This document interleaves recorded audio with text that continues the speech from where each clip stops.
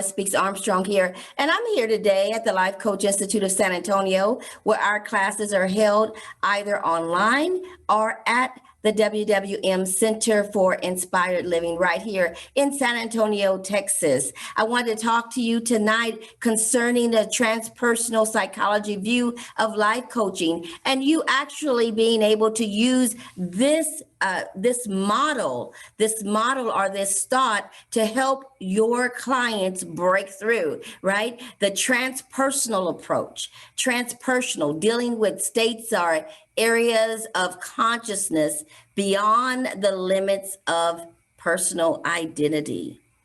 So transpersonal psychology or transpersonal states of consciousness is what we will be talking about.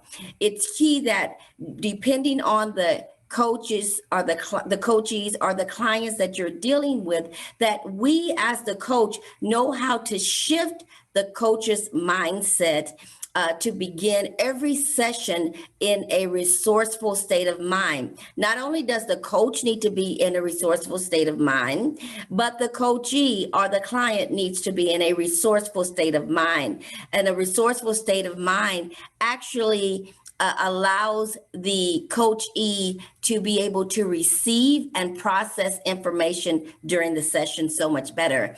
And so once we get the coachee or your client in a resourceful state of mind, then we deal with anchoring them at this level of consciousness in order that they're able to receive and process new information.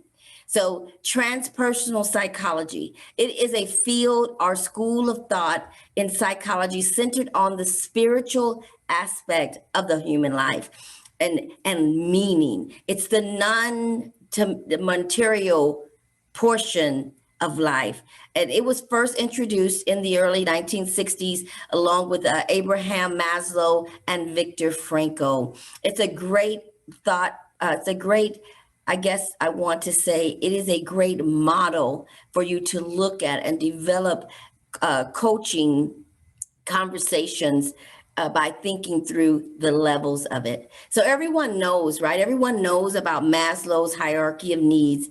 Remember that was an idea in psychology, that the theory of human motivation had different levels, right? The human motivation had different levels. And the first level was actually dealing with basic needs needing to be met. And those were those physiological needs, those things like food and water, being warm when it's freezing outside and cold, and actually rest. Rest is a basic need. So we must remember that as well in our practices. If we are coaches, counselors, consultants, or trainers, we must, and especially ministers, we must remember that rest is a physiological need. The other levels had to deal with safety needs, for the need to feel safe, to get away from fear and feeling insecure, moving towards security and safety.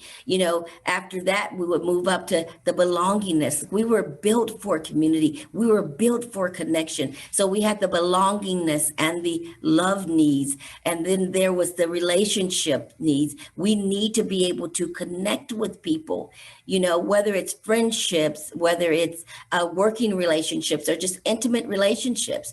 The next level was the esteem needs, the feelings of accomplishment, the feelings of being okay with who I am, being okay, but not being complacent. And sometimes we get complacent because we're okay, but we should always have something that we're striving for, but we shouldn't make it the most important thing, right? It has to be part of a balanced plan to have a well-lived life. And with that being said, we are trying to get to this point, according to Abraham Maslow, we are trying to get to this point of self-actualization.